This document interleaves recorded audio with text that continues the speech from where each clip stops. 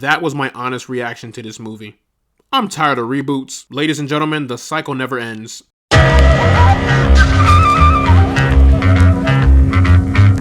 So, The Crow is a reboot film of the 1994 original film, The Crow. The film is directed by Rupert Sanders, and it stars Bill Skarsgård, FKA Twigs, and Danny Huston. Soulmates Eric Draven and Shelley Webster are brutally murdered when the demons of her dark past catch up with them. Given the chance to save his true love by sacrificing himself, Draven returns to seek bloody revenge against the killers, traversing the worlds of the living and the dead to put the wrong things right. So if you guys didn't know, the review embargo for this movie was lifted as of last night, and they're not good. Those reviews are pretty accurate to the disappointment of this movie. Despite me not being a huge fan of this reboot, and really reboots in general, I gotta admit, there are a few things that I genuinely did appreciate. Unfortunately, this is one of those movies where the cons outweigh the pros, but I still want to give the movie its props. Hands down, the best part of this entire movie were the action sequences. The violence in this movie was way more brutal than I thought it was going to be. People in this movie, they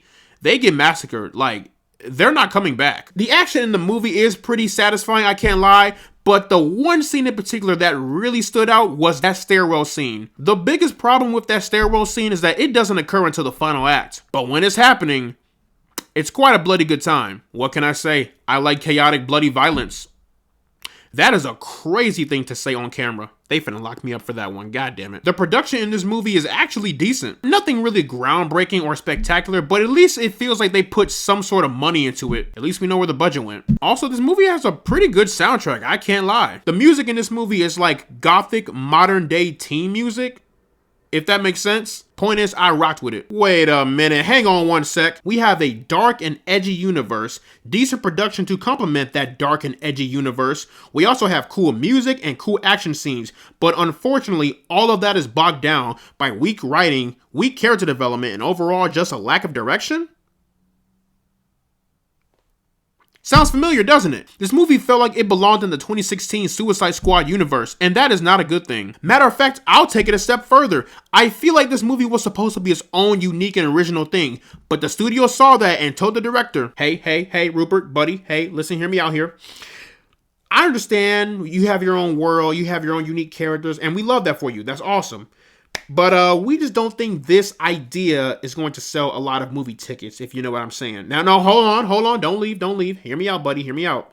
What if we took your world, your idea, right, and just made it a new modern day telling of The Crow? So you want me to make a reboot of The Crow? We prefer the term retelling. That is how I imagine that conversation went. Also, Eric Draven's outfit in this movie, no, he looks like Jared Leto's Joker, and that is also not a good thing. If you look at Brandon Lee's outfit from the original film, the guy looked like a straight up boogeyman, like he was coming to haunt you in your dreams. And then you have Bill Skarsgård's outfit, and he looks like he's about to tell me to not come to school tomorrow. I am not a fan of this outfit, and the whole tattoos and all that, nah. Again, if it was its own thing, I could accept it, but it's not. It's a reboot of something that was already done masterfully. The movie as a whole just felt so lackluster, not even trying to compare it to the 1994 film, just the movie as a whole just felt like a whole bunch of ideas that got bogged down. I did compliment the production being decent, and I still stand on that. However, when you compare the city in the 1994 original to the city in this new reboot, the 1994 film does this world way better. You saw how grim and morbid this whole city looked. That whole city was a character of its own, and that production really complemented that universe. And in the reboot, it looks like modern day Chicago, and I didn't care for the characters. And it sucks because I like Bill Skarsgård as an actor. I think he's a phenomenal actor. His character felt like this edgy teen loser that had no purpose. I don't know if that's how the character was supposed to be written, or did Bill Skarsgård phone it in, because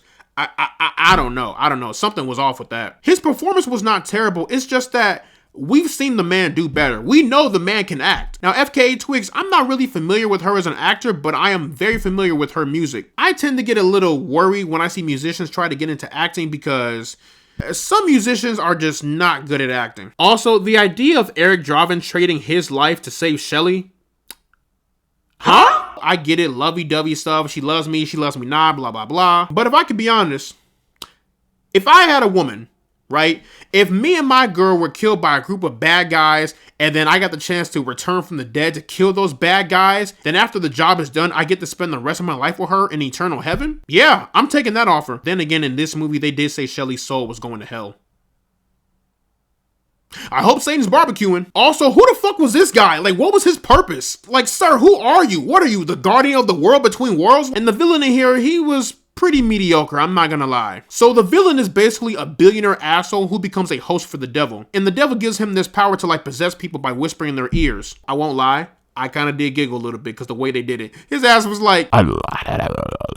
That was my attempt at ASMR, by the way. And although his power is kind of cool, I think the best way to counter that is to like, oh, I don't know, not get in close proximity with him. He has to whisper in your ear in order for this possession to work. And he's a human at the end of the day, mind you. So it's like, what's stopping you from just grabbing a gun and just, you know...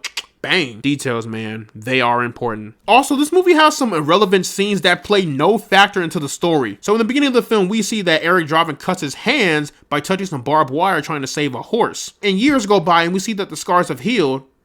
But that played no role in this movie. What was the point of that? Actually, sir, it was a metaphor to talk about his pain and how he's going to overcome that later in the movie. Shut the fuck up. You making it seem like it's more deep than what it is. And the pacing in the first half of this film was pretty bad, I can't lie. The movie doesn't really get going until like an hour into the film. I love when a movie drags for an hour straight. You know what this film reminds me of also? Do y'all remember that Hellboy film that came out back in 2019 that was supposed to be, I believe, what, a reboot? And that movie got shitted on into the void. That is what this movie also feels like. The only difference is I feel like this movie had more pros compared to that Hellboy monstrosity. But in the end, y'all, the Crow reboot is a no for me. The only reason why I would ever come back to this movie is to watch the stairwell fight scene. But yeah, other than that, guys, go watch Strange Darling this weekend. So, plugging The Crow.